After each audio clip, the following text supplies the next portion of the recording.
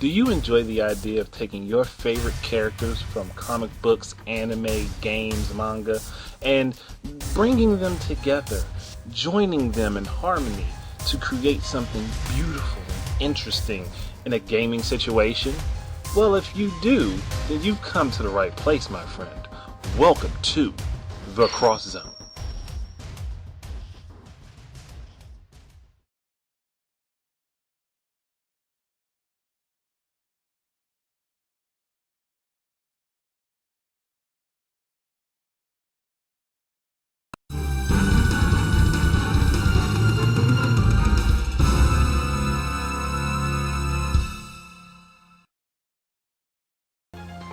Hello there, ladies and gentlemen. Welcome to the Cross Zone, episode number 6, Castlevania D.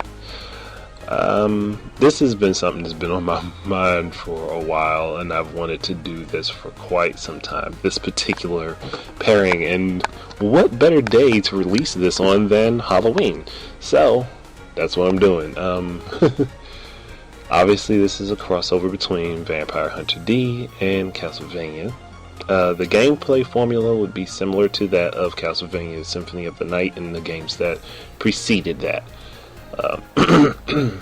Where you would be playing on a 2D plane, traversing very many different environments and solving different puzzles and getting different items that allow you to reach other areas that you were incapable of before. Now, there would be 5 playable characters, 3 of them from Castlevania and 2 from Vampire Hunter D. The Castlevania characters would be Soma Cruz, Alucard, and Julius Belmont. The Vampire Hunter D characters would be D himself and Layla Marcus.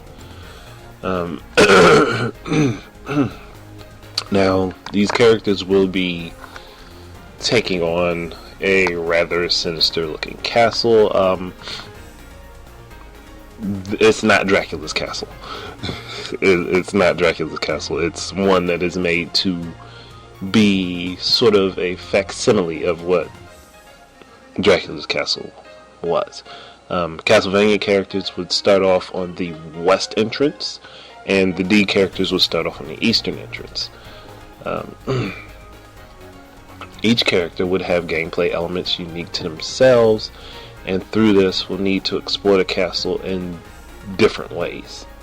So no 2 characters will go through the castle the exact same way. It would not be possible. Which would mean that it would be something that would have a bit of replay value. And though I was actually introduced to Castlevania like well before Vampire Hunter D, because I used to watch my older brothers play the games on the NES when I was younger, I've come to find out that D was part of the inspiration for the Castlevania games.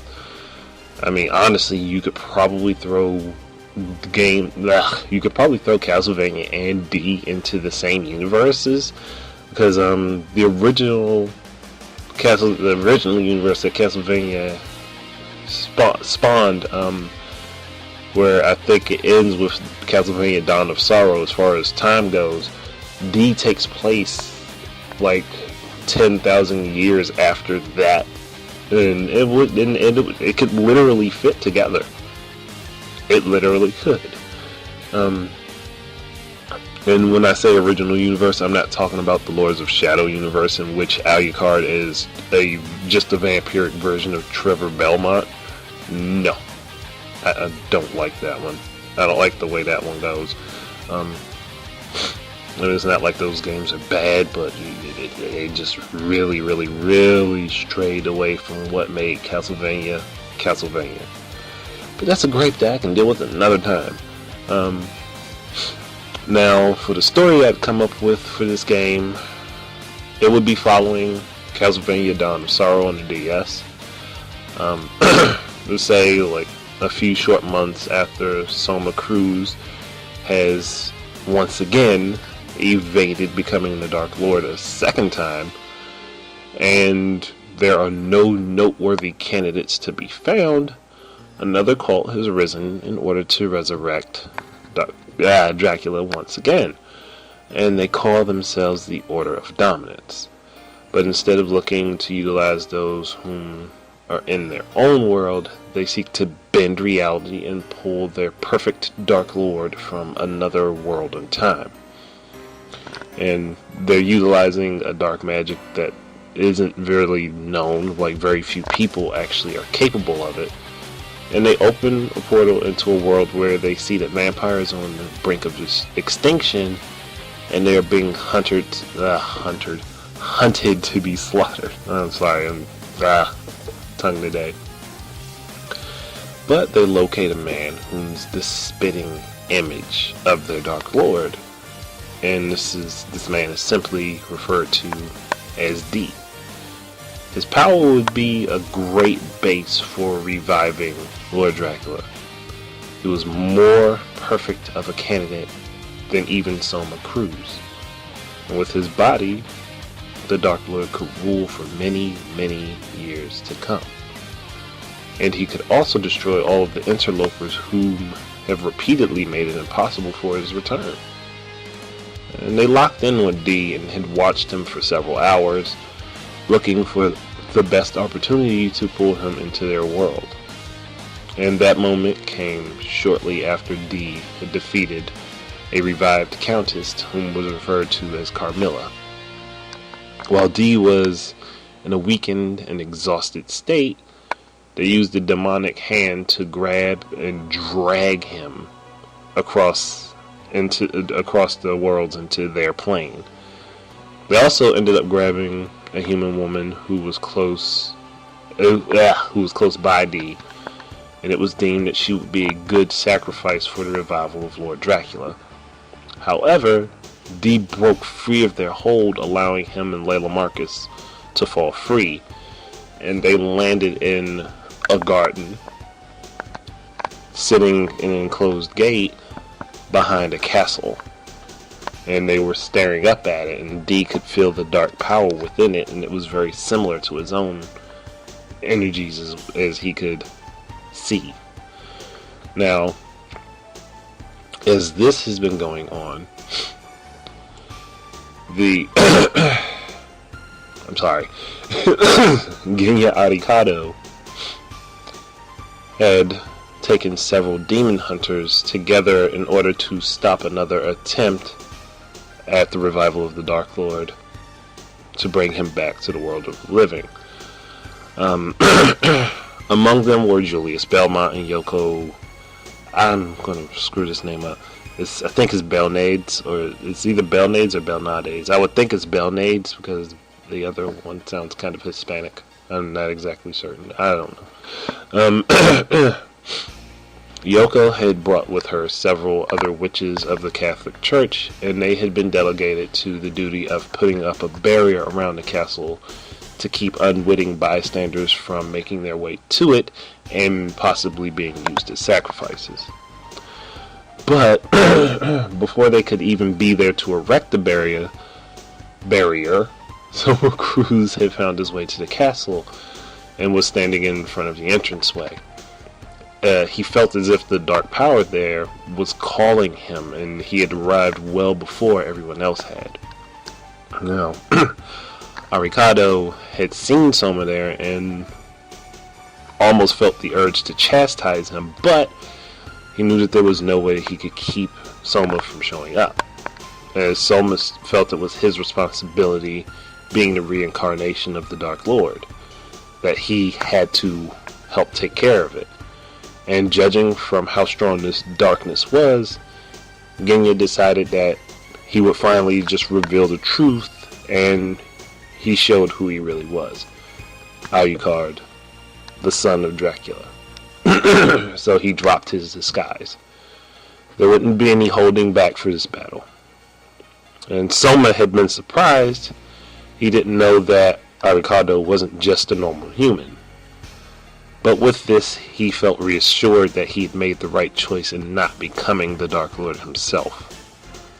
And Julius joined with them, and the three of them entered the castle. As they walked in, both Layla and Dee entered the castle from the opposite side in the garden, and They were looking for answers as to why they were in such a strange place in this world that they knew nothing of. Now that I've set up the basics of the scenario for you, I can talk about some of the gameplay stuff. As I said before, anybody who's played like the Castlevania Symphony of the Night, Circle of the Moon, Portrait of Ruin, Order of Ecclesia, you're getting my examples. You know what I'm talking about. Anybody who's played those games, you'll know how this game should feel, because that's where the style is derived from. So basically the good games that came out before Lords of Shadow showed up. The first game that actually utilized this playstyle was actually Castlevania 2 Simon's Quest, but it was very rough back then, like way rough. And it's gotten much better refined over the years. It would be a 2D action-adventure game with dark and cryptic elements, as well as RPG elements and, obviously, puzzle solving. Oh, sorry. I'm not trying to cough over you guys. Everyone gets a general boost in their overall stats as they reach certain levels, and they become more capable of handling more powerful threats. But there would also be special items to permanently boost certain stats outside of just leveling up, much like Symphony of the Night and the games that followed that same gameplay style. Now, each character would have abilities unique to themselves that no one else has, and would have distinct ways in which they gain new abilities. For instance, Soma Cruz has the power of dominance and can absorb and manipulate the souls of demons and beasts he slays. This is how he would gain his abilities to traverse the castle.